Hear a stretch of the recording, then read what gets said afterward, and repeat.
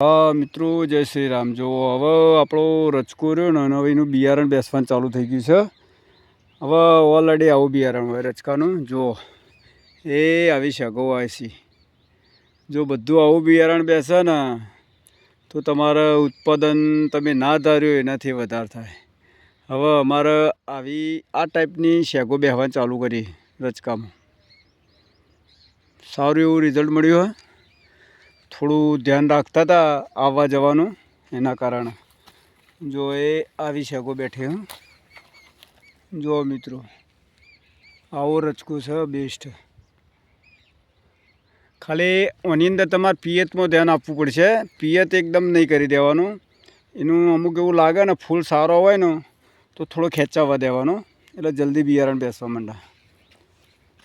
જો મિત્રો આવું છે રિઝલ્ટ. જય શ્રી રામ.